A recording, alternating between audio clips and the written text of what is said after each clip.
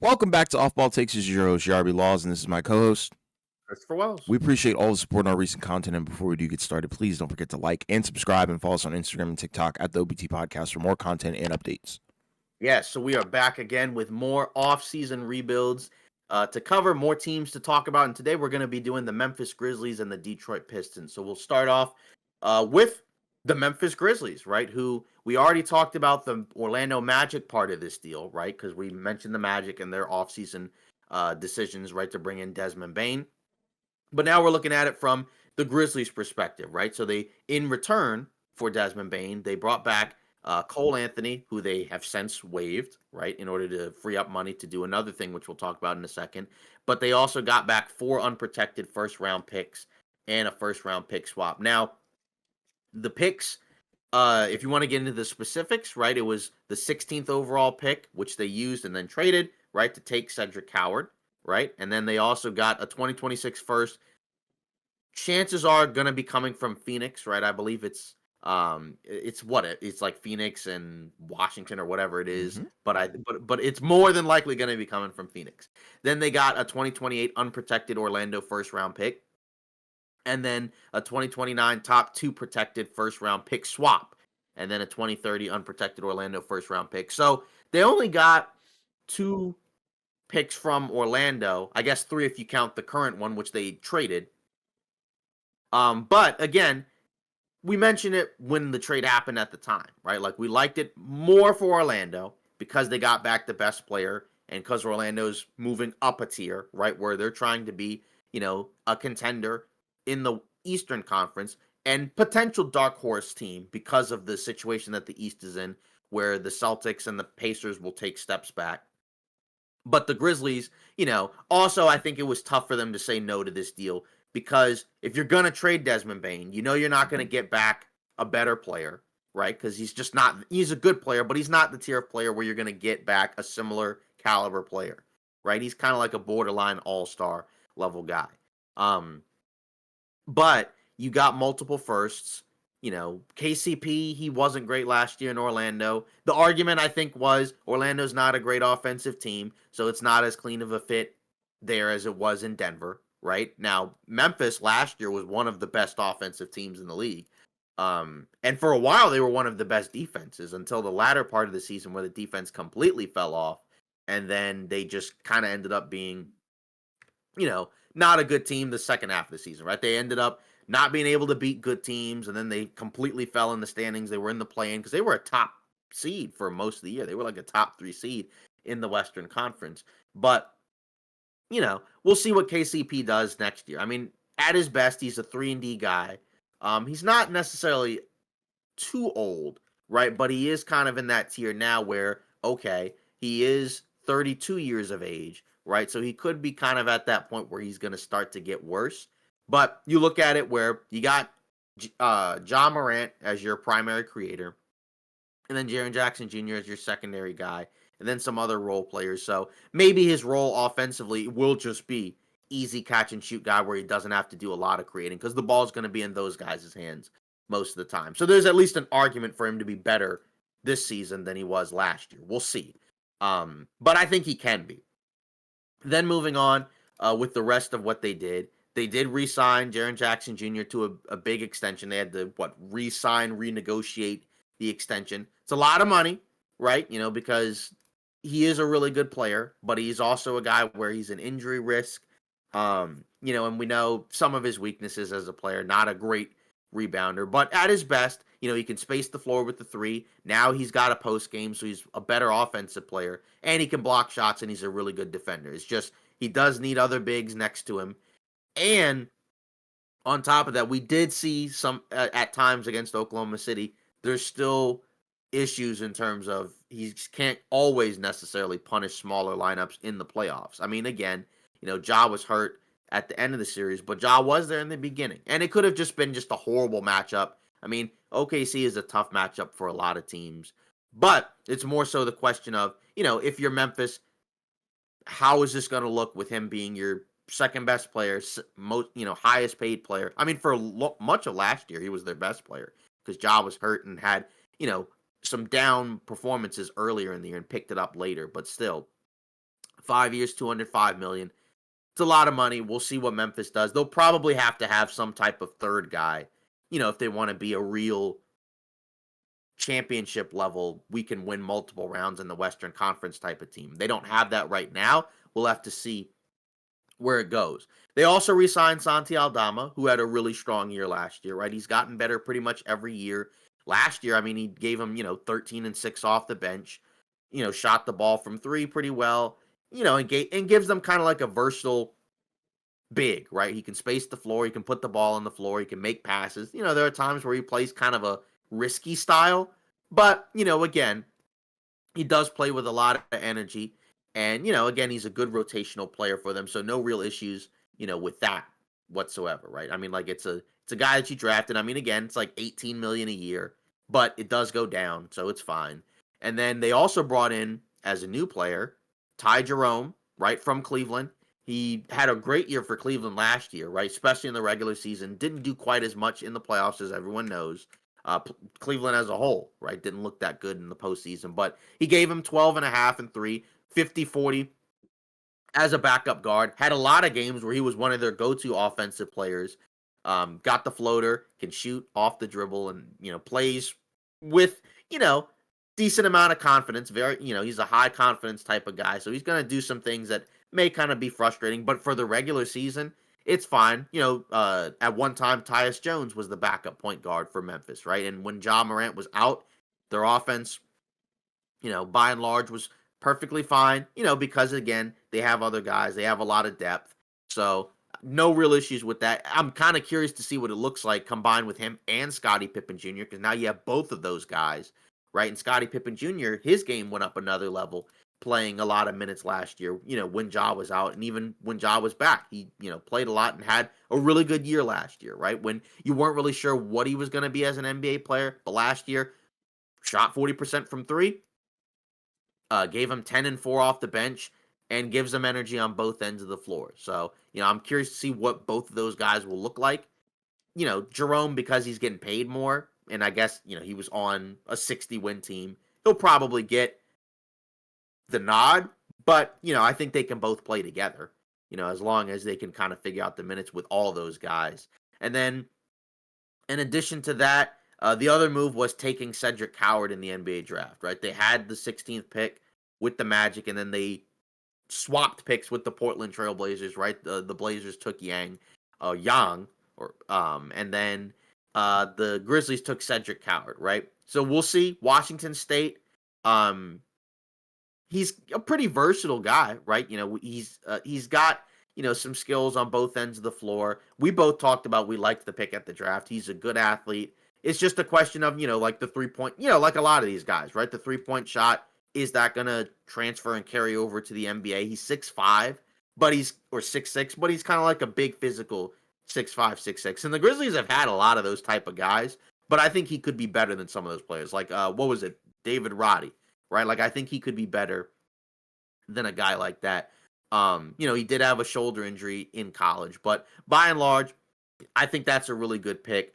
And, even in college, he got better every year and shot 40% in college from three. Again, a little bit different, but still.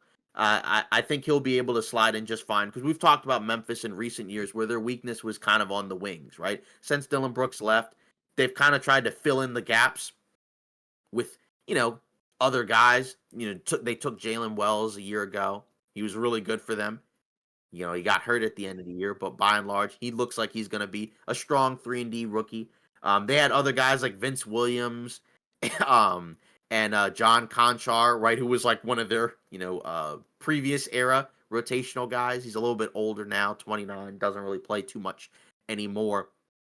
But I do like some of the improvements that they've made on the wings, because, they didn't, once Dillon Brooks left, it became pretty clear that was a major hole for them that they needed to fill. So they've at least done a better job of figuring that out. So that's good, right? They also grabbed Cam Spencer, right, who's on, I believe, a normal rookie deal. So he should be fine.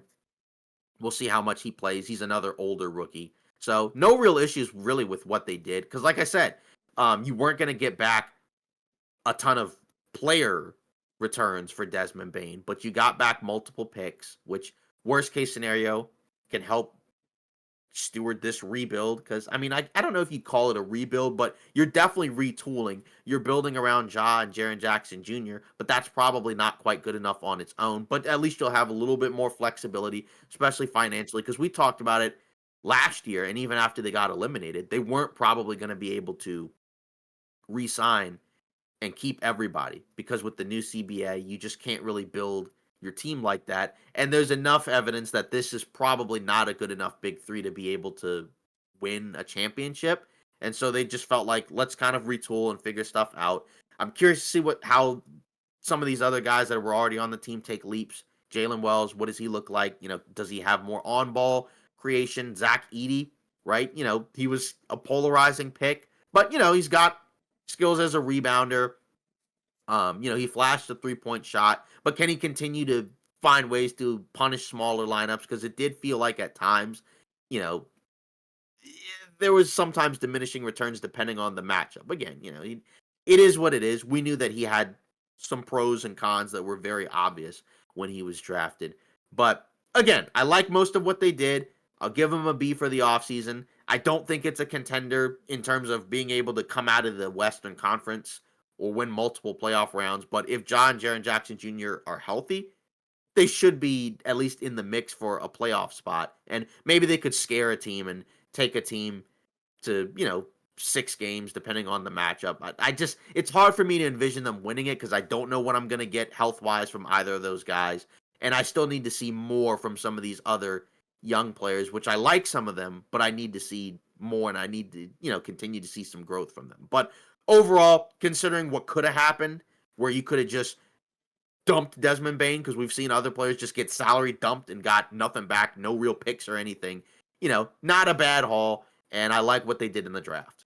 Yeah, I love everything that they did in this offseason, right? I don't really have too many negatives. Like it does sting to kind of lose, one of your guys that was a part of your potential big three, but at the end of the day, I think the return, speaks volumes because nobody thought that they would really get something like that for a non-all-star, right? Like as good as Desmond Bane is, he's just not in that tier. Maybe statistically, yeah, but obviously he hasn't been all-star. So that's pretty cool that they were able to get a good return like that. And it opens so many doors to flexibility, like you were talking about. I think that's my favorite thing that they've done, right? They're young. They've got time, right? It's not like, they're racing against the clock at all. They can really take their time with this thing. And I think that's the thought process, right? They've got a lot of picks. They acquired them. And yeah, they have a lot of young talent that really just, you kind of just have to wait and see what it looks like and how it's going to pan out, right? Like we don't really know what Ja's ceiling is going to be like right now, but depending on how good he is, I think that's going to indicate how good the team is going to be. Obviously, it starts at the top with him. And then Jaren Jackson Jr., we already know how versatile he is on the defensive end. But like you said, they are missing one more piece. So maybe down the line, they find that at some point. Maybe they make a move. But for the here and now, like I don't have a problem with getting younger, getting some more guard depth, which is something that they desperately needed, right? Like Scottie Pippen Jr. just wasn't enough. So, having a guy like Ty Jerome and bringing him in, that was pretty cool. KCP, I think that's pretty dope that you also get, some veteran experience. And like you talked about, fill a little bit of the Dylan Brooks, hole and void, being that two-way guy who can also knock down threes, but KCP actually has to hit threes this year. So, I think if they're healthy, I think I could see them, potentially in the play-in or something like that. And I think that's a fine goal. Because realistically, the West is so good. How are you going to look like in that conference? But I really can't complain about anything. Like, there's nothing super negative here. But there's nothing that makes me say, yeah, this was like the greatest offseason ever because you did end up losing, a very talented player. But you opened up a lot of flexibility for the future, and that's clearly what they're doing. And it's like you said, it's not a rebuild, but you do have two guys I think that you can build a winning franchise around. It's just a matter of getting the right pieces around them. And I think, they're taking a lot of swings on some young guys, which I think have hit so far. Like I've been thoroughly impressed with what I saw from Jalen Wells. I think G.G. Jackson has some potential to be good as well. Coward, obviously, very underrated. I think if the sample size that we had from college translates to the NBA, then yeah, I think that might be the steal of the draft. So I give him a B as well. Yeah, and you mentioned the young talent, but you also did bring in KCP, who's a veteran guy, and they really haven't had really any veterans on the roster at all. I think last year, I think it came from Chris Vernon of The Ringer. I believe because that's the team that he covers, or at the very least, that's his team. Um, and there was really no player on the roster last year that was over the age of 30. So, Exactly. I mean, you can go back and you can check it, on Basketball Reference, and that pretty much tracks. You can literally just look at the roster and you can look at the age of all the players. And yeah, there's the only guy who was 30 years old on the roster was Marcus Smart, but he was hurt, so he didn't really play, most of the season. He only played 19 games for them. So really, for most of the season, nobody was really a veteran on that roster, or 30 or older, which you'd like to have. And KCP is that. He was on multiple teams that contended for championships, and he was the starter for 2 championship teams. So that's a guy where, especially if he can pan out and provide them some value, he can kind of show them, yeah, these are things that championship winning teams do, right? Which again, the Grizzlies haven't had much of that for most of this tenure. It's just wild, right? Because we talked about how quickly the NBA changes. The first year we did this podcast, the 22-23 season, right? The Grizzlies were the 2 seed and had just come off of, a second round loss to Golden State and felt like they were one of the up and coming, rising, contending teams in the league, right? And then they lose in the first round to the Lakers. And since then, it really just hasn't been the same, right? Because, the next year they had a nightmarish year where everybody was hurt. And then last year, right, they start the year off great. Everybody kind of goes into last year thinking that this could be a dark horse team that wins like 50 games. They look great for most of the year. Then the second half of the year, they can't beat good teams, and then they fire the coach, and then they fall off, and then that's it. They, lost game 1 to Oklahoma City by 50, and really wasn't, and that series, other than the last couple of games, just wasn't very competitive, and it just felt like now they're just further and further away from the top of the Western Conference. But like you said, all the young players by and large that Memphis has taken swings on, like, they've hit. Yeah, there's some here and there that haven't panned out, like, say Zaire Williams and a couple others, but just by and large, the track record is such that you feel good about their ability to bring in and find and develop young talent. It's just a Hmm. matter of, like you said, which ones stick, which ones fit, and which guys could potentially, you know, mesh with Ja and Jaren Jackson Jr. Zach Edey, obviously, he's been spending his summer hurt because I believe he had a procedure for his ankle, Hmm. so he might miss the beginning of the season. But that's another guy where they kind of drafted him to be their starting center, franchise center. How do you feel about what you've seen from him so far? And do you feel like he could still be that going forward? I mean, up and down, rookie year for sure. It wasn't like, the most consistent, but 9 and 8 on 58% from the field isn't bad, right? I think he could have probably he could have been a little bit more efficient at that size, but still, like, for his minutes, like 20 minutes a night, and you're averaging 9 and 8, that's pretty good. So if he can be if he can just average a double double for them and do the little things, like, being a physical screen setting guy, I think that's perfect. Because I mean, obviously he's the Steven Adams replacement. And I think he can be more than Steven Adams, if he continues to trend in the right direction in terms of his development. So, and it's like you said, like, flashed the 3-point shot on very, very limited attempts, but still did make some. So that's kind of cool. But I think if he can be more versatile, that would be awesome, because we've seen him in college, being the hub for a college offense. But how can you get him involved in other ways offensively, for this team?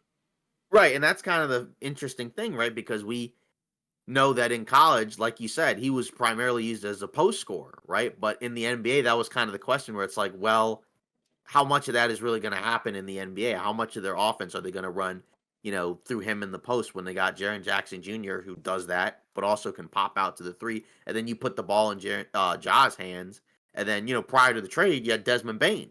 So you kind of looked at it as, like you said, at the NBA level, he's probably going to have to do more of the little things. But Hmm. then, depending on the night, depending on the matchup, he could have one of those games where it's like, oh, Zach Edey had 25 and 13. Yeah, You know, 'cause exactly.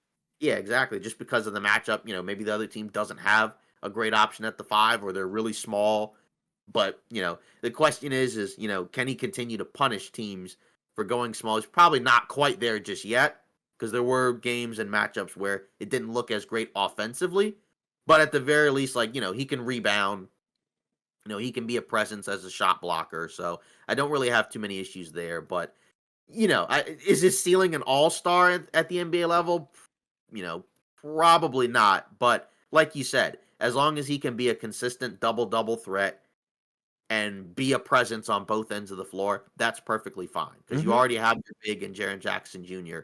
Even though, again, not a perfect big by any means, but he's a guy that's an All NBA level guy, especially Exactly. on the defensive end. Exactly. So, is there a young guy that you are most high on for Memphis? Um. Hmm.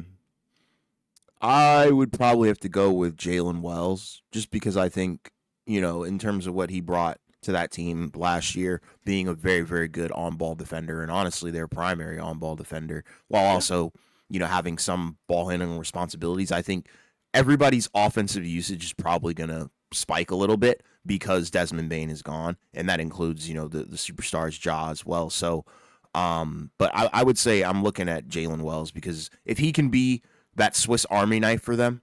And when I say Mhm. Swiss Army knife, I mean like elite Swiss Army knife. Then yeah, I think like that's the young guy that I would be looking out for the majority of the season. Yeah, and like you said, now you're gonna have to, I guess, in some ways you could argue addition by subtraction because it's like, well, now you have to find a way to replace Desmond Bain's productivity on both ends of the floor, especially offensively, because there's also a lot of games where it's like, oh, Ja's out, so Desmond Bain's the main guy that has the ball in his hands Yeah. that gives you a lot of offense because like we talked about it in the Orlando episode, right, where he's a guy who's giving you like 25 and 5 for the last few seasons, and the assists have gone up and the playmaking's gone up because it has to.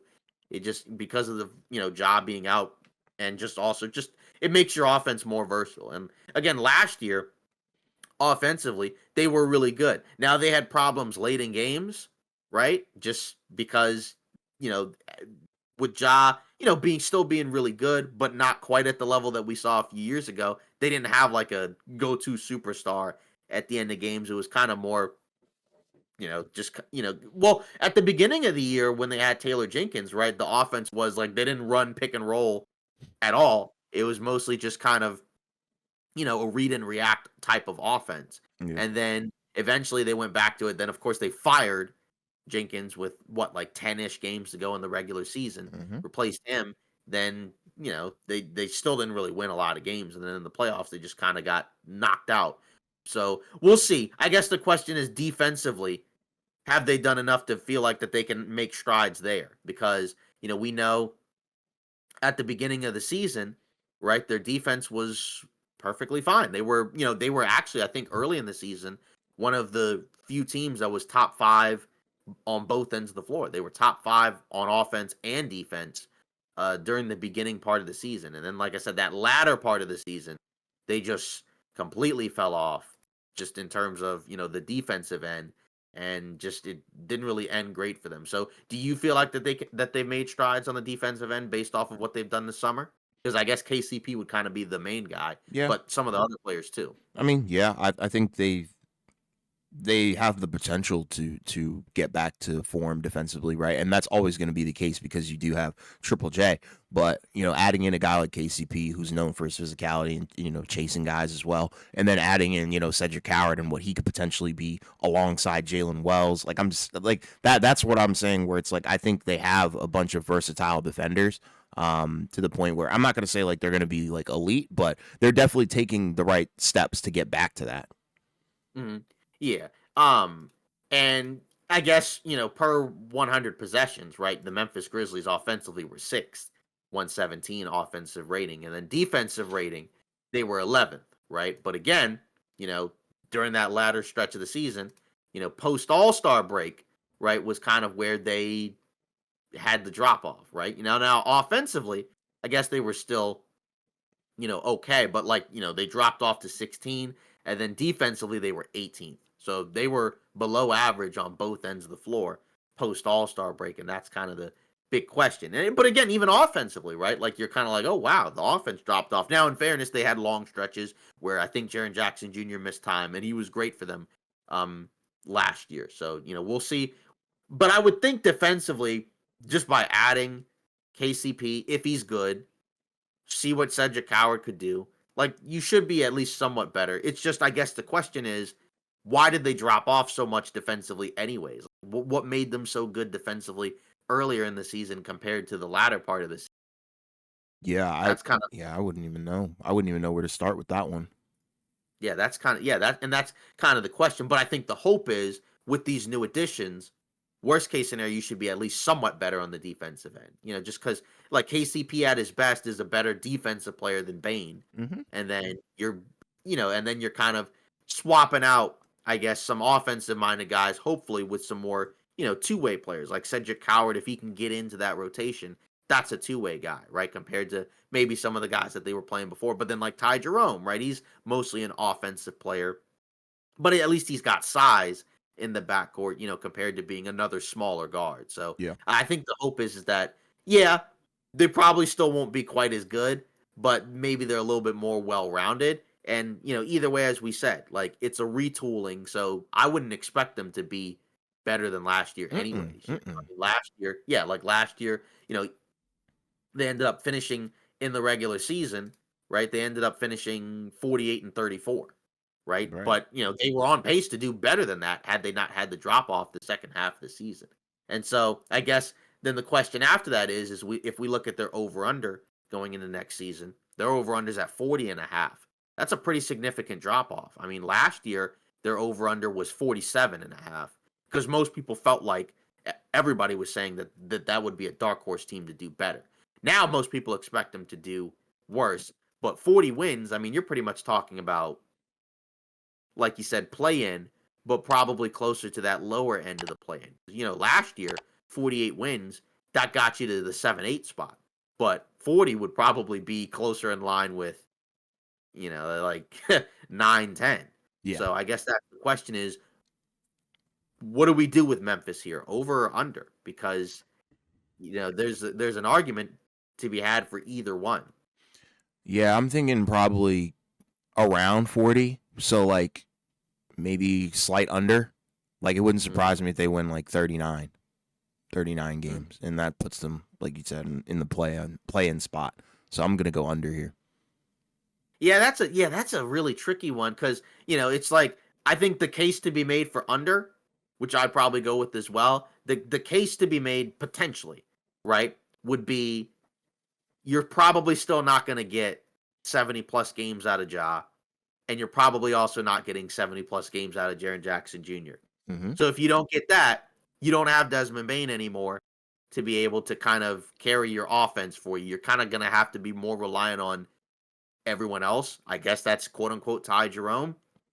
But still, just as a whole, I think it's going to be a lot tougher to just tread water if those guys are out. Because a few seasons ago, right, they were usually still really good when John Morant was out, Yeah. right? But that was because they had a lot of other depth, and you still had Bain, still had Triple J, and Tyus Jones and whatnot. But it just feels like you don't have as much certainty with that this year. So I would expect them to be worse anyways. It's just a matter of, that's a pretty decent drop. I mean, you're talking about a difference almost 10 games, but the issue is I don't think you can really make the case that they got better and the Western Conference got better as well.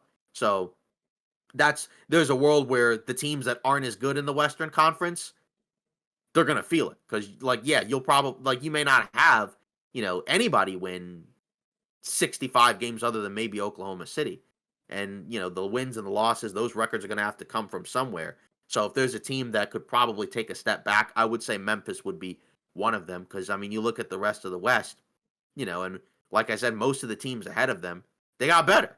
Aside from like maybe a couple teams, like say, maybe you could argue Golden State hasn't gotten better yet, but by the time they make the moves and figure out the Kaminga stuff, they'll be better. And they were already a better team than Memphis anyways. Yeah. By the time the season finished last year. So we'll Yeah. see. So that wouldn't shock me. But again, it's a different expectation for Memphis, right? Where you're not going into this season like last year expecting them to be a contender. I'm expecting them to take a step back.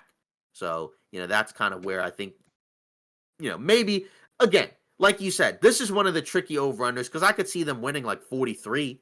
If everything pans out, I could see them getting a way above the 40 wins, but I don't think they can get to 50 with the Mm-mm. roster as currently constructed. Maybe 45 might be the ceiling. Yeah. And even that may be a little too generous because I just don't see either of those guys playing enough games. I mean, Jaren Jackson Jr. is already hurt, right? If I'm not mistaken, not long after he signed the extension, he's already dealing with an injury that's going to keep him out for most of the rest of the summer. Mm-hmm. So if we're already starting there, and Zach Edey's also probably not going to play a chunk of the beginning portion of the season. That's where it's kind of hard for me to envision them being much better than that over. Yeah, I think they're gonna have a slow start.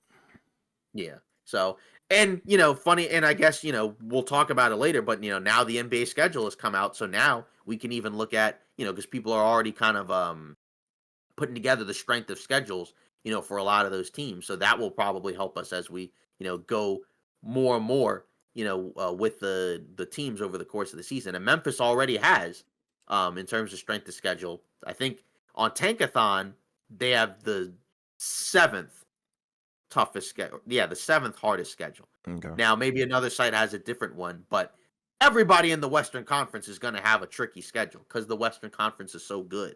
So, I mean, you do have to factor that in. But like you said, with all those injuries to begin the season, they'll probably start slow. So, we'll that could be a team where maybe by the latter point of the season, it'll look different. But yeah, it'd be tough for me to envision them being a top 6 team this year if they couldn't do it last year when Yeah, they were I better. I agree. Yeah. Yeah, so we'll see. But either way, like I said, regardless, I like what they did this summer. So even if they're worse, I still like the players they brought in. Yep. So now, moving on, we'll move on to the Detroit Pistons, right? Which was a team in a different spot, right? They were in the Eastern Conference last year. They were a team that, unlike Memphis, where I think most people would say they underperformed relative to what was kind of expected. I mean, I know they hit the over under by a win, but everybody had them as a dark horse where we're like, yeah, they could win 50 games. They could be really good. And we definitely thought they'd be really good based off of how they started the season. But Detroit was awful the year before, but for a different reason. They just sucked, right? The Grizzlies at least had a bunch of injuries, so you could at least explain that away. We had, a blueprint of a good version of the Grizzlies, but, the Pistons were a laughing stock 2 seasons ago, right? I mean, they had the stretch where they lost 28 consecutive games. I think it was Kyle Kuzma, right, who had the quote where it was like, you don't want to be that team, that loses to Detroit or whatever it was that broke. I think it was the Raptors, right? That the Pistons beat to end the streak, if I'm not mistaken, because they had just done the OG Anunoby trade or whatever it was, so they were a little bit shorthanded, if I'm not mistaken. I think that's what happened. Um, but either way, last year, right, was a season where, for the first time in a while, the Pistons were actually a good team. They finished 44-38. That was way ahead of what the over under going into that season because their over under was about 25 and a half wins. So they ended up finishing 20 wins better, basically tripled their win total from the year before because the year before they won like 18 games or so. And it's funny, right? Because, you go into that year, right? And you look at what the Pistons did, right? And it's like going in, it's like, oh, they dropped in the draft. So they didn't get, Wemby or whatever. So you're like, oh, well, they're already starting off on the wrong foot because they finished with the worst record, didn't even get rewarded with Wemby. But either way, they answered a lot of questions last year, right? Because Cade Cunningham was a guy who a lot of people kind of looked at as, I'm not so sure that this is a franchise guy. I didn't sell my stock. I liked Cade Cunningham. But, even for somebody like me, it wasn't like I could make the strongest case because the team was bad, even when he was playing relatively well, and you just didn't really know. But, they were able to put together a team that made more sense. You had some outside shooting, so you got to see a much more optimized version of Cade Cunningham, and he responded with, being an all NBA guy, right? He was basically borderline top 10 player last year, right? He was all NBA. I think he was seventh in MVP voting, gave you 26, 6, and 9, 47 from the field, 36 from three on 6 3-point attempts a game. Turnovers were high, but that was really kind of probably the only complaint, right? In the playoffs, he gave you 25 8 and 9, right? Didn't shoot as well, but that Pistons team offensively had some weaknesses. And keep in mind, Jaden Ivey was out for the second half of the season, so they didn't have Jaden Ivey, right? So who took some real strong steps to being, the backcourt partner to Cade Cunningham. Because I think we went into that season kind of questioning, can those guys play together? Is that like a good long-term fit?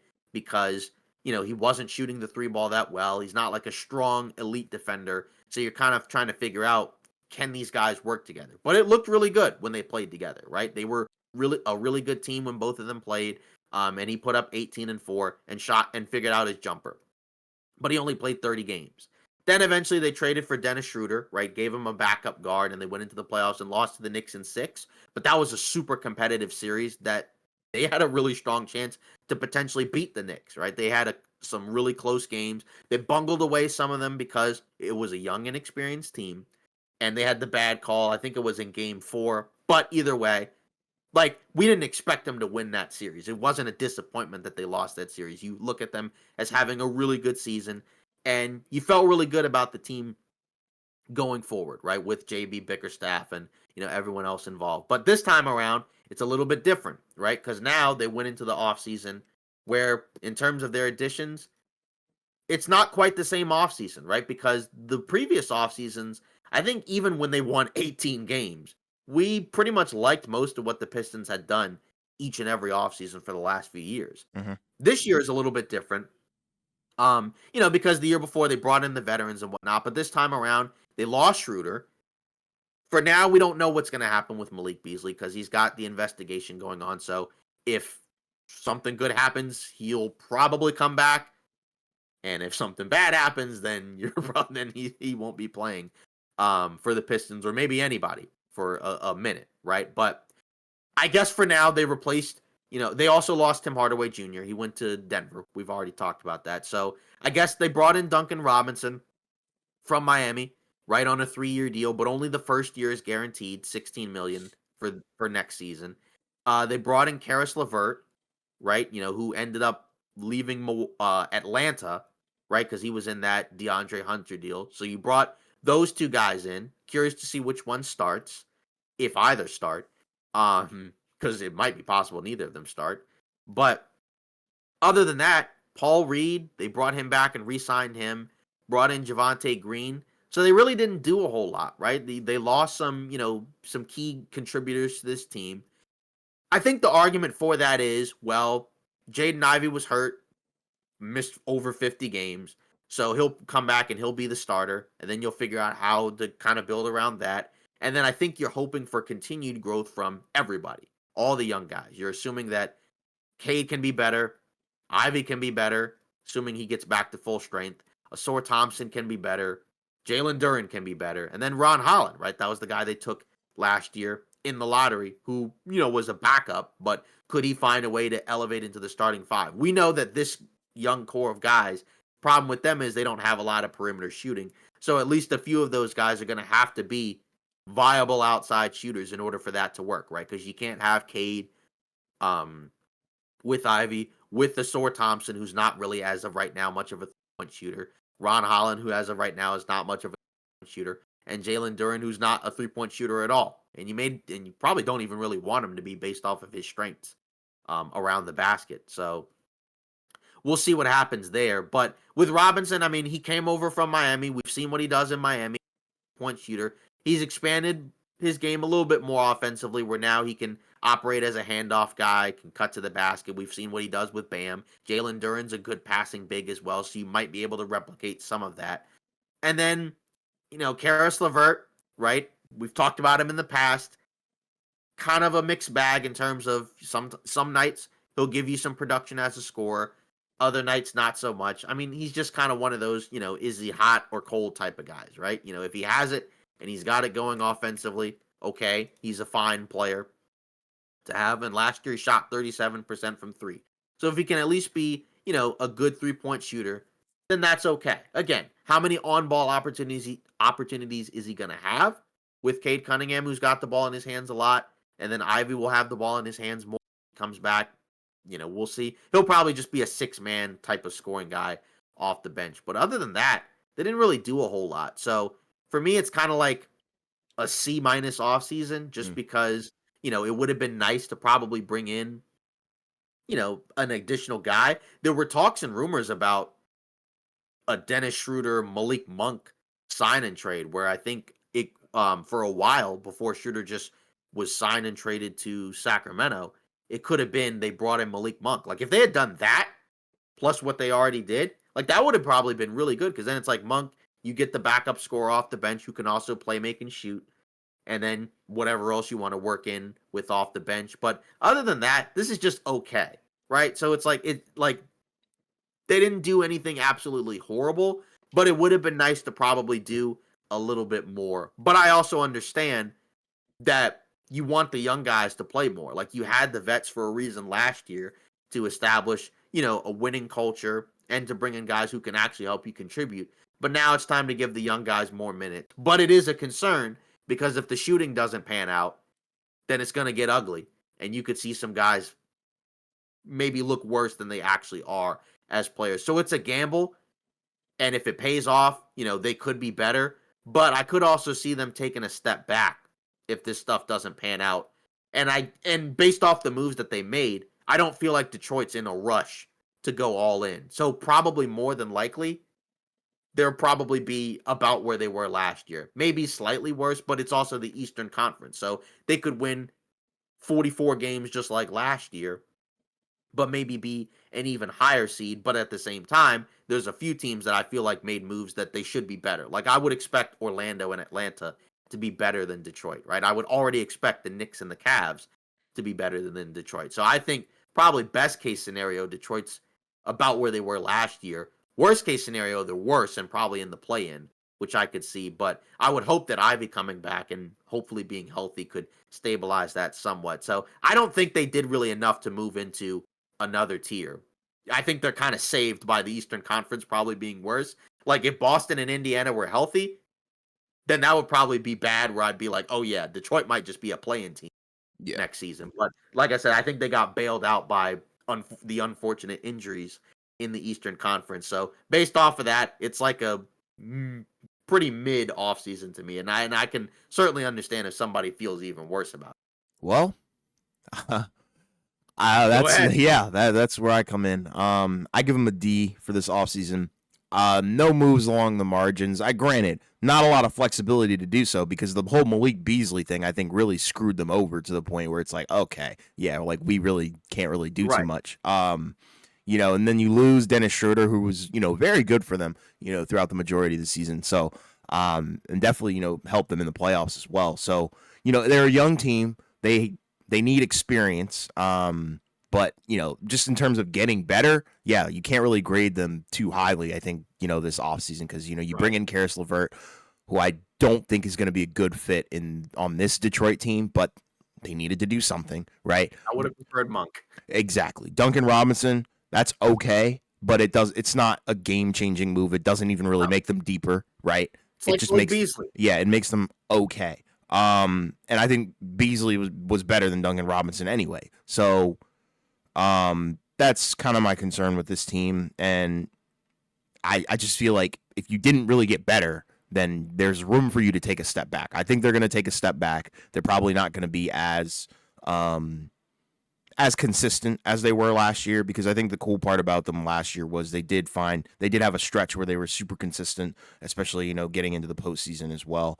But I'm still high on the young guys. It's just I don't know how much of a leap they can take if they didn't really do too much in the offseason. Like I think Cade is going to be, have a special season, but outside of that, like how do I feel about Jalen Duren? I don't know. Things like that are kind of in the back of my head when I look at this team. So, and like I said, they didn't upgrade pretty much anywhere. So, yeah, and they lost Tim Hardaway Jr. as well. So Yeah. there's that too. So that kind of sucks. So I can't really grade them too highly on this one.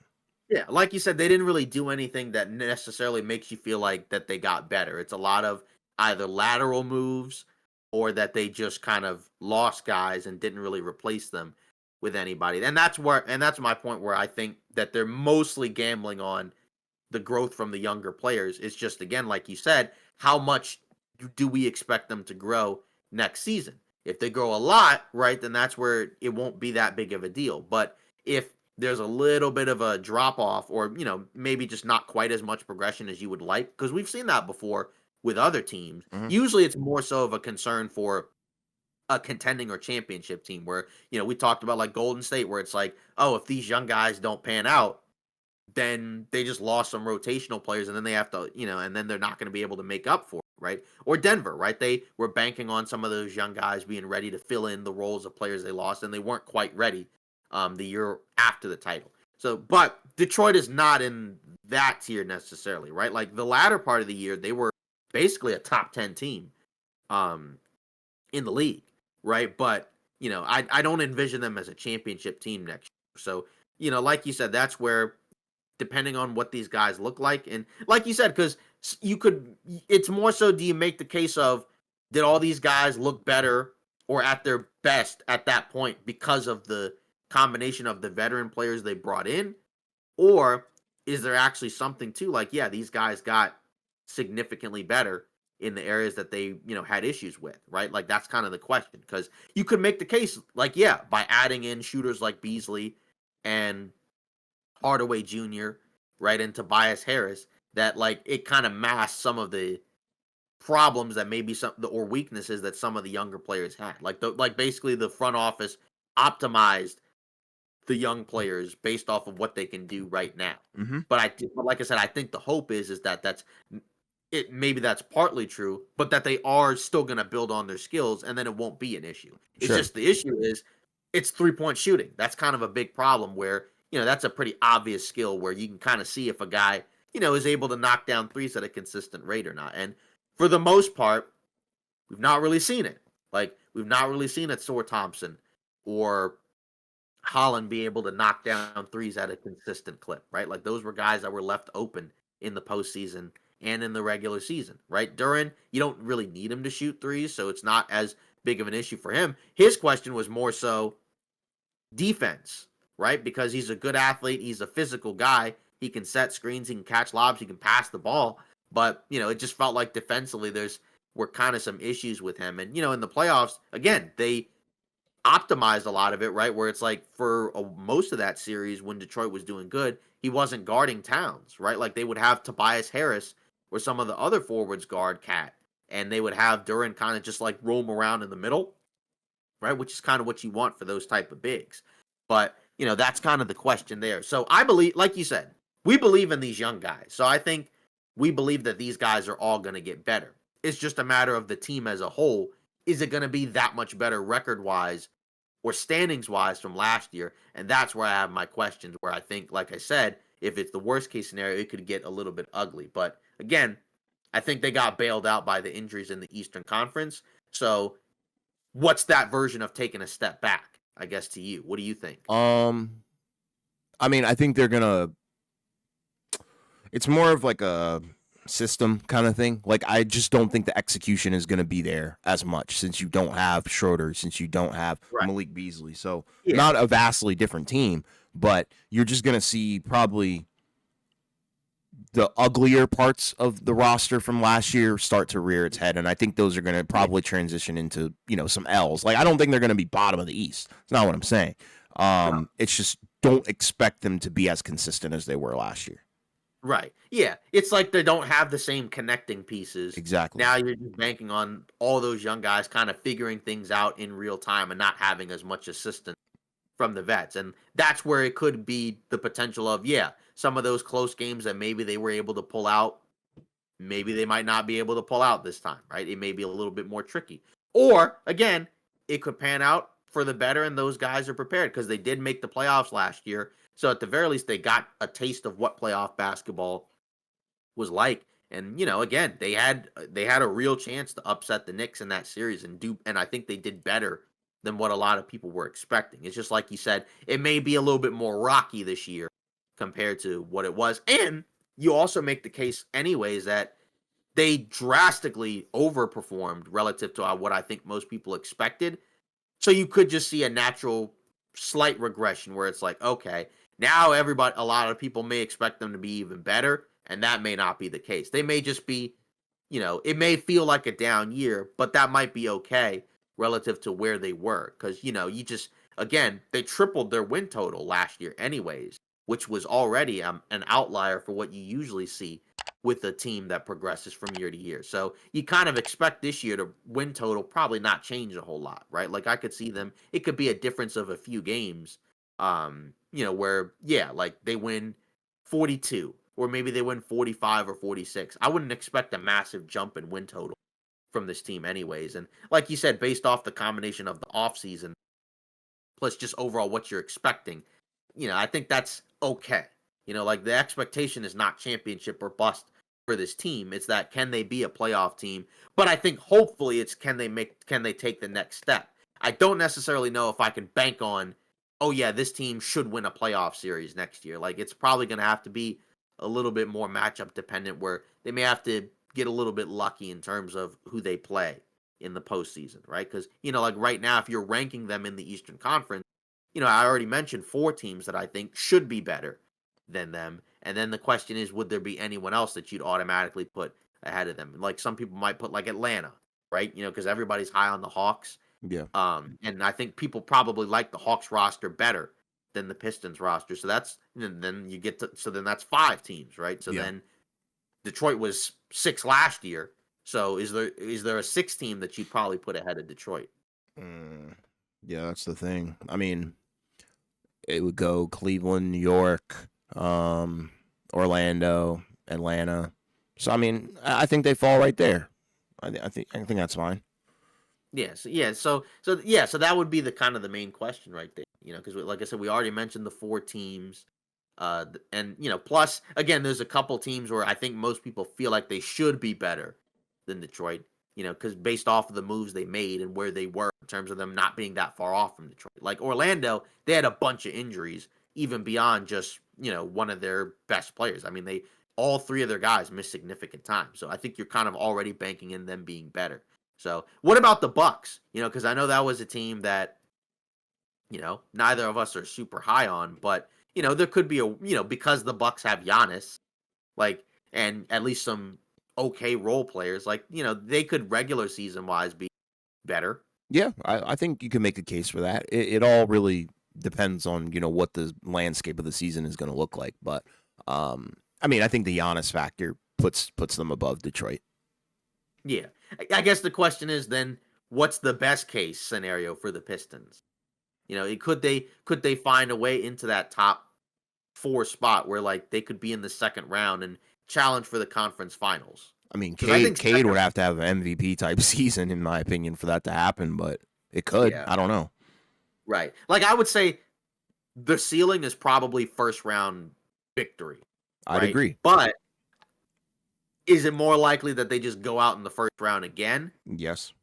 I'd say probably yeah. I Yeah. think that would be more likely. Again, depending on the matchup. But if it's similar to last year, I would probably call that a successful season. I think if you're a Pistons fan, you would prefer to actually get out of the first round.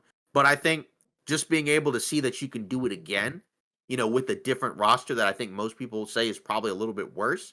I think that would be, especially if you can get the growth from the younger players, that to me would be the successful season. As long as you can make the playoffs with, relatively not too much trouble, which you should in the Eastern Conference. And worst case scenario, give your first round opponent some real trouble, take them 6 or 7. To me, that's another successful season. Sure thing. So then if we look at the over under for next year, over under in the Eastern Conference for the Pistons is 44.5, right? So last year, right, I believe they won 44 games anyways. So basically, Vegas has them as, like we said, about what they were last year. So the question is over under, because this could be another one of those tricky ones where I think you could go either way. Yeah. I'll probably go under. I think I'm gonna go under on this one. Just because if I think they're gonna take a step back, then yeah, I'd have to go under, and the win loss record is gonna reflect that. Yeah, I might go over and go like 45, 46 Okay. because, Yeah. like I said, I think they could take a step back while the record could still look slightly better just because the Eastern Conference, I think, will probably be a little bit worse than it was last year. Just because, again, Boston and Indiana, I just don't think we'll be as good of teams next year. So, and that's kind of the tricky part with these because we had some over-unders last year, right? Where there was like a difference of a game or two. And, in both conferences for playoff seeding, there's going to be a lot of teams where it's going to come down to that. Where, again, you blow a few games here or there over the course of a couple of stretches, and that could be the difference between, just getting in as a top 6 seed or being, in that play-in spot and then having to fight your way for a postseason spot, which, like I said, if you're the Pistons, if you're in the play-in, that to me is definitely not a great scenario for them this season. Because I think they have enough that they should be a top 6 seed in the Eastern Conference. Yeah, I agree. But again, they're not in that upper tier. So they're still gonna have to do some work, I would say, to probably get better. I guess the question is, if you're the Pistons, like, is this the right move? Like, if you're because people talked about, well, why didn't they go after a guy like Durant or somebody like that? Like, is this the right move to kind of stay patient, not really do a whole lot, and not really go all in right now? Because I would say yes. Yeah, it is because, like, okay, like we can compare Houston and Detroit, right? Those are two teams that were, very bad the previous year and both, got to the playoffs and, went out in the first round. But regardless, right? Like, look at Cade and look at where Jalen Green was, right? Like, I think Cade has pretty much proven that he can be, potentially like a top 10 guy. So, that's where I think the lack of rush comes from, getting a guy like Durant. Whereas, Houston, Jalen Green pretty much proved absolutely nothing. Like he probably can't be, a top 15, top 10 guy. So I think that's the logic behind, Detroit staying patient and trusting the Cade process because they can reap a lot of benefits if it pans out. Don't want to mess anything up prematurely.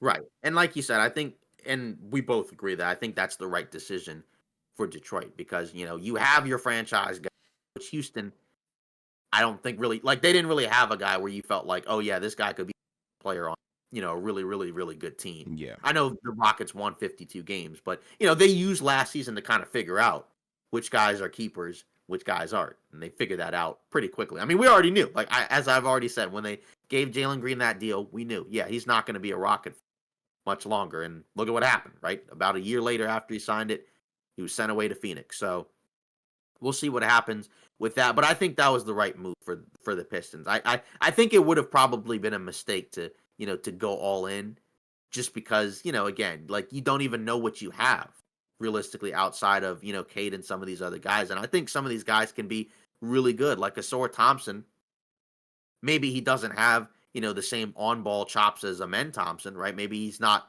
going to be at that tier, but he could still be a really good, player on both ends of the floor. Again, just like his brother, he's got to figure out the jumper, but he can already do so many other things well, right? Like great cutter, screener, dunker spot guy, rebounder, shot blocker, deflections. I mean, again, he can do a lot of really good things. And Ivy, before he got hurt, flashed some signs as a really good, like combo guard, right? Where like he can score and play off of Cade Cunningham. He figured out the jumper, but he can also attack in space and be like the secondary offensive guy and use his athleticism to kind of balance out what you get with Cade, who's a little bit more methodical, right, in terms of his approach. So I liked that pairing a lot because I remember last year we were trying to figure out, like, do we like Cade and Ivy more or do we like Cade and Duran more, right? And we, we're kind of trying to figure that out. And, again, I think we got some questions answered, but we need to see more. I would like to see more of all three of those guys with Thompson and maybe Holland. Yeah, and Holland. They got time. Right. And what are we looking for from Ron Holland going into year 2, right? Because that was the guy that I think we felt like was another potential steal in the draft because going into, when all those guys were going into college, right? He was in the G League Ignite. He was looked at as, like the number 1 or number 2 guy in that draft for the most part. And then the G League Ignite was a mess. Talked about that when it happened. And, then he ended up falling to Detroit. So, I mean, what do we see from him? Yeah, I mean, athleticism is always going to translate to defense, but we need to see a jump shot, right? He can't shoot at all. He's one of those guys, like you said, that gets left open on the floor throughout the regular season and the postseason. So he's going to need to progress in terms of that. Like I said, he's already I think doing the right things defensively. It's just really going to be a matter of efficiency and taking advantage of, your minutes and, being efficient. So that's what I would say. Yeah, I would agree because again, I don't think there's going to be a whole lot of on ball opportunities, but just the typical read and react, improve on the jump shot, improve off the ball, and awareness and everything. And again, like they have a lot of guys that also, there's a level of toughness to Yeah. them, which I think, again, for some people might be annoying, but just as a whole, I think that's something that you'd like to have if you're, one of those type of teams because, you want guys that can be willing to get physical and not kind of just back down to other guys. And with young teams, you sometimes will see that a lot because they haven't been in a lot of those situations. So, and that also goes to the coach as well, right? Bickerstaff is a guy. So I think they're pretty much set. It's just a matter of continuing to figure out what they have. Don't rush it. But, if there is a good opportunity, you might as well take it. But I wouldn't probably bank on like grabbing an older star. I think you probably would like a guy that's a little bit closer to Kate Cunningham's timeline. But, again, like you said, different situations, anyways. Houston was in a completely different situation than Detroit. And Durant was clearly the guy they wanted. I mean, they said that a year ago, even when a lot of people, ourselves included, didn't even buy it. Yeah, exactly. Yeah. So, we'll see what Detroit does. Like I said, and like you said, they could take a step back, but it is the Eastern Conference, so it probably won't hurt them too much. Yeah. Yeah, so again, let us know your thoughts in the comments on what you thought of the Pistons offseason as well as the Grizzlies offseason. But now to get into some more NBA stuff, the NBA schedule came out. So we didn't actually get to talk about this last time, but about a week ago or so, right? They actually had put out, some pretty marquee matchups, right? They had the opening night matchups where it was the Rockets and Oklahoma City in OKC, right? So that's Durant and then the Rockets versus, the defending champs. And then the Warriors and the Lakers, right, as the second opening night game. Of course, this will be on NBC this time, not TNT. So this will be our first return of NBC, in Hmm. a long time, right? Because they had that back in the early 2000s and prior. So, what did you think of those opening night games? I mean, I think they're going to be special. I think it's going to be fantastic. I think the league is heading in a better direction. Trend, entertainment. That's what it is at its finest, and I think we're in for a show. Do you have a favorite one? Um, I guess I would just be considering the Rockets are going to be a new team or different team with Durant, and again playing his former team. That's kind of one that I would like to see, especially just to see like what Oklahoma City does because we know ring night sometimes can be kind of funky because sometimes teams aren't locked in. Although the Celtics were because they crushed the Knicks on opening night, didn't really matter by the end of the season. But that one I'd be curious of, and then of course Lakers, Warriors, LeBron and Steph, those are always fun matchups. And especially, I think they both were tied for the most nationally televised games, along with Oklahoma City, because they still have LeBron, they still have Steph. And now both of those guys also have partners to play alongside, right? Like Golden State's got Jimmy, the Lakers got Luca, and of course all the other players that come along. We'll see what Golden State does. But yeah, I like both of those matchups. And again, no Eastern Conference matchups on opening night. So that was also kind of unique because that doesn't normally happen. And again, OKC getting more love because, as we already mentioned, they're tied for the most nationally televised games, and they were also on Christmas for the Christmas games because they weren't on Christmas a year ago, even though they were already the one seed. The Christmas matchups, yeah, were Cavs, Knicks, Spurs, Thunder, Rockets, Lakers, Mavs, Warriors, Nuggets, Wolves. Yeah, it's gonna be fun. I like all Yeah, those. right. And then, of course, now, the schedules are also going to be spread out anyways amongst all the different streaming devices, right? Because, of course, now you have NBC, you got Amazon Prime, right, that will have, their own games. And, it's going to be kind of tricky, I think, initially to kind of figure out some of it just because, you're going to have to get used to a different schedule. I think I saw from Brian Windhorst, right, pretty much during the season, right? It's Mondays are games on Peacock, Tuesdays NBC and Peacock, Wednesdays ESPN, Fridays ESPN, and then Amazon Prime Video. And that's for the whole season. But then after the football season ends, Then you'll have Thursday games on Prime Video, Amazon Prime Video. Then Saturday games on ABC, ESPN, and Prime Video. And then on Sunday, ABC, ESPN, and NBC. Confused yet? Oh yeah, it's crazy. We talked about this a while ago, but Yeah. I mean, yeah, it is. It is going to be confusing, especially for like somebody who wants to really get into it. Yeah. And then for the play-in games, right? They mentioned, some of the play-in matchups, and there were a few where it was kind of funny because they had a couple of 11 p.m. Eastern time games, which was kind of wild. And of course not playing the cup games, right? Like the cup schedule is different now anyways because the cup games are going to be on Amazon, right? Where you could just watch them on TNT and ESPN last year. So now those are going to be in a different spot. But again, all that's because of the new media deal. But were there any kind of matchups that caught your eye for those? Mm, not really. I'm going to be honest. Yeah, not really. What about you? Yeah. Yeah, I mean, there were the one that was kind of funny to me more so really was Rivals Week because they showed some of the matchups for Rivals Week, and there were a few where it's like you could tell they were like really stretched to try to figure out what to do. Now again, with the Celtics being out of commission, that it becomes kind of tough because normally you'd have Lakers Celtics on Rivals Week, but you don't have that at all. They don't Mhm. play. Yeah, the Celtics don't play at all on Rivals Week. And then like the Pacers, right? Like they played, because no Halliburton, that makes it tough. Although they did make them play Oklahoma City, right? Because that's the finals matchup. Although I wouldn't really call them rivals, but like a few of them were like I think there was a matchup where it was Cavs Hornets, right? Yep. And you're like, well, why the heck are they rivals, right? But that's because Lonzo and LaMelo Ball. But that's another one where it's like that's kind of stretching it. Yeah, I think for sure. rivals week. Yeah. There was another one where it was Houston Detroit, and you're like, do they have history? Like, not really. No, But they don't. you got the Thompson twins on both of those teams, and that's where that comes in, Stupid. right? But then and then there were a couple of other ones where Warriors Mavs.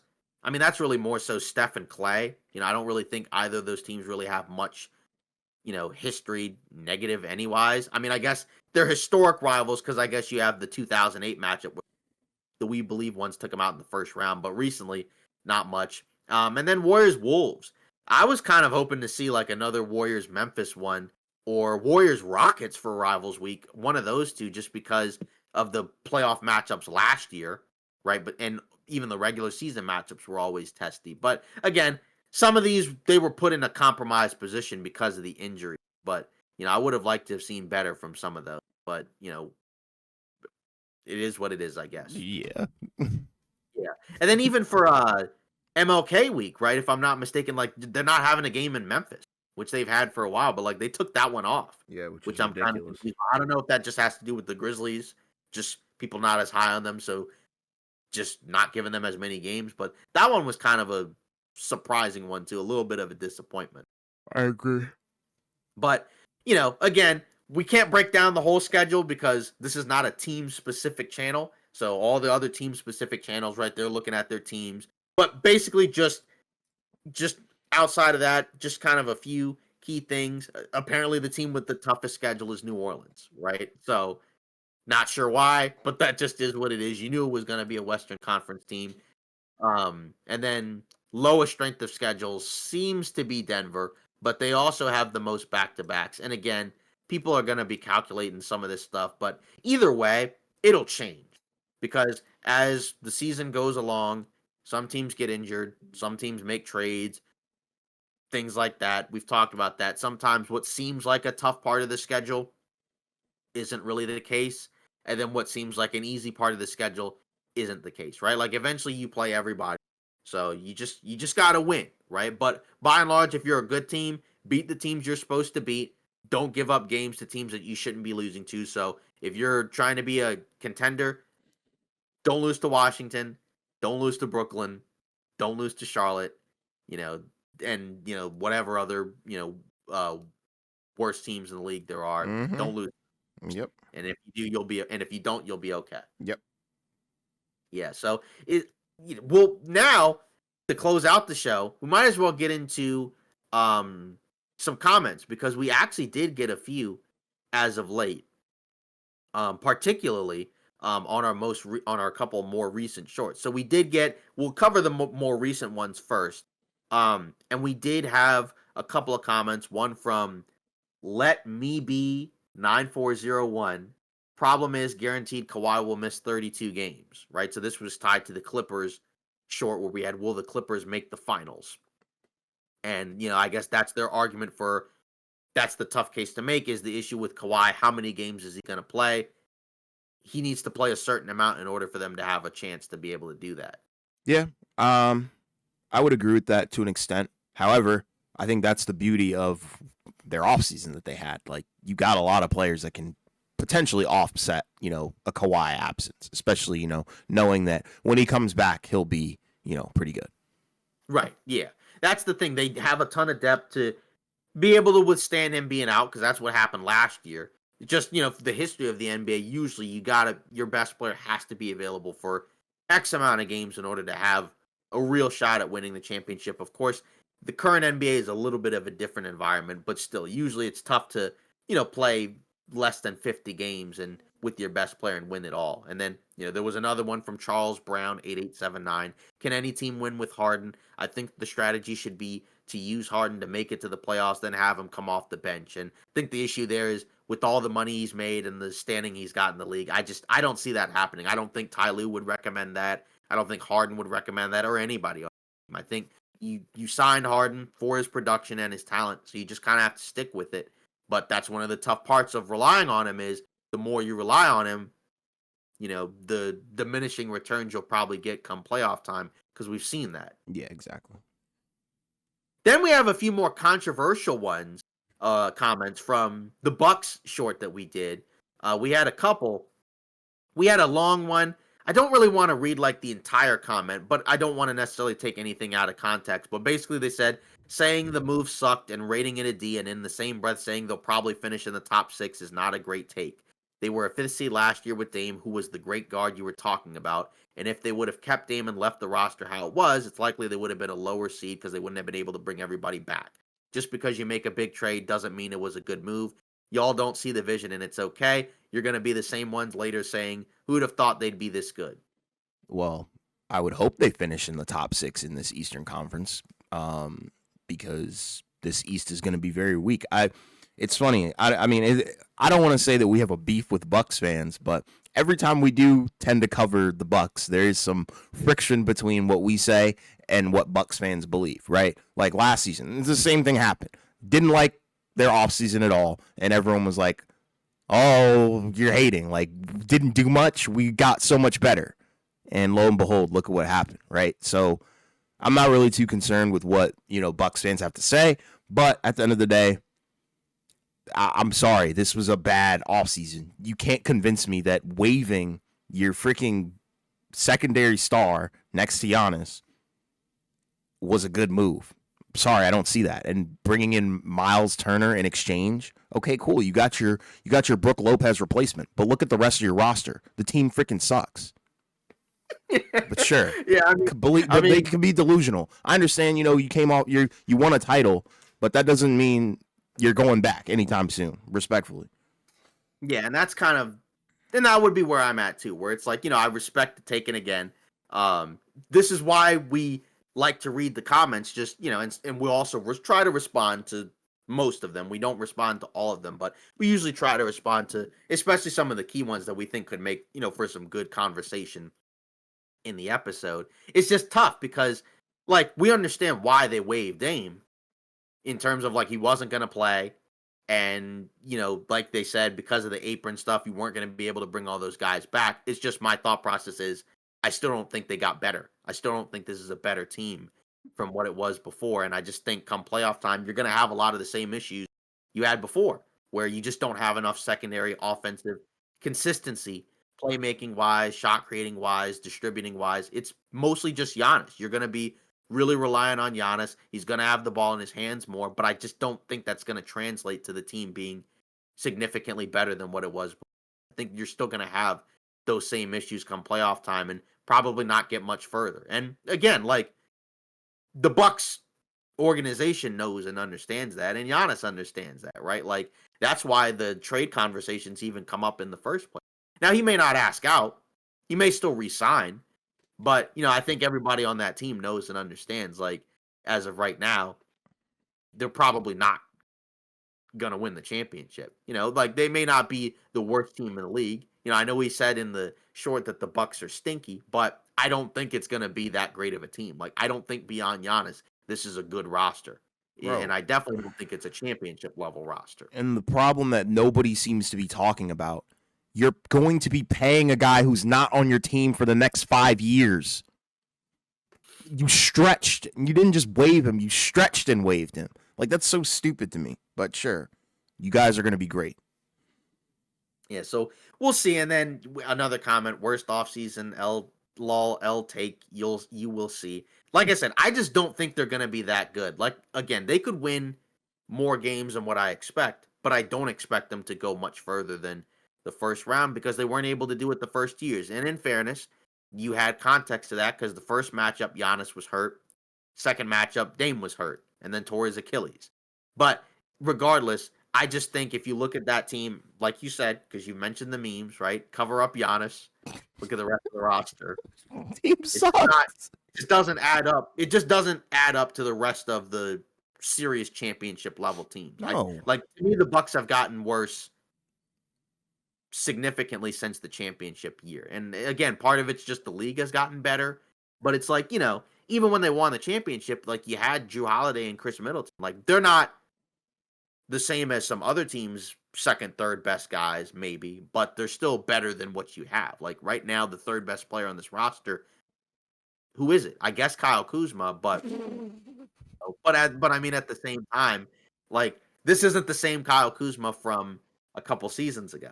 You know what I mean? Like just the name as a whole, that sounds fine, but just look at the roster, and I think you kind of see a lot of the weaknesses and a lot of the issues. And again, it's no disrespect to Kuzma, but just that. But like, say you could argue, make the case he was like the third, fourth best player on the Lakers championship team, but you had both LeBron and Anthony Davis. Then you had the role players, right? So you had the secondary star and the primary superstar. You have the star with the primary superstar with Giannis, but you still have to have a viable secondary option, and they don't have that. And it didn't work with Dame, and it probably just wouldn't have worked anyways. And we didn't pick them to win the championship, or make the finals or come out of the East, but we still thought they'd be good. But it just seemed like there were always issues with that pairing, and whether or not it's they just didn't play off of one another, they didn't really optimize them. But we also always said that like supporting cast, Middleton wasn't healthy, and even beyond that, it just didn't work. Yeah. But I don't think they're going to be that great this year. So, but we'll see. But either way, leave your thoughts in the comments about all of these things. And, again, we always try to respond to the comments. And then in this last poll that we discussed for the Clippers, who had a better offseason? So I, changed the question up this time. Who had a better offseason between the Clippers and the Magic, right? Because in our previous episode, right, that was what we were talking about. And 67% of responders said the Orlando Magic.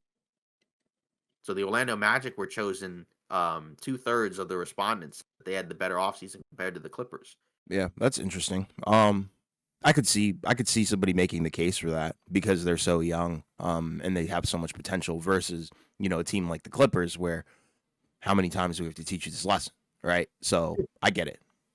Yeah, I think the argument is they brought in Desmond Bane, they're in the East, and they probably have more upside than a team like the Clippers versus like the Clippers, they didn't bring in a guy at Desmond Bane's level, I guess, unless you feel like Bradley Beal is somewhere in that tier, and then they added in other pieces. But I think it's more so the people like the Bane move and Tyus Jones and just the overall upside, right? Like you can see the young players that are already on the Magic's roster getting better. You can see Paolo and Franz and Suggs getting better. But for the Clippers, you don't really envision anybody probably being better than were last year. It's Yeah. probably like on par or maybe slightly worse. Well, that's it for today's episode of Off Ball Takes. Let us know your thoughts on the Memphis Grizzlies offseason as well as the Detroit Pistons offseason, whether or not you agree with what we discussed. And let us know your thoughts on the NBA schedule and how excited are you that, now we're one step closer to the NBA season coming back, right? Just let us know your thoughts on all of that. And if you want to leave comments on any of our shorts or videos, feel free to do so, and we'll try to read as many as we can and look at them. Also, reach out and look at our polls on our socials at the OBT podcast on all the socials that we put in. And also continue to like and subscribe to help the channel grow, because we've actually had a pretty good amount of growth in the last month. We've had, about 15 or so new subs coming in, mostly from our off-season content. So we appreciate everybody for joining in, and hopefully we can continue to grow and keep everybody that we've already gotten. So we appreciate all the support, and we'll see you next episode.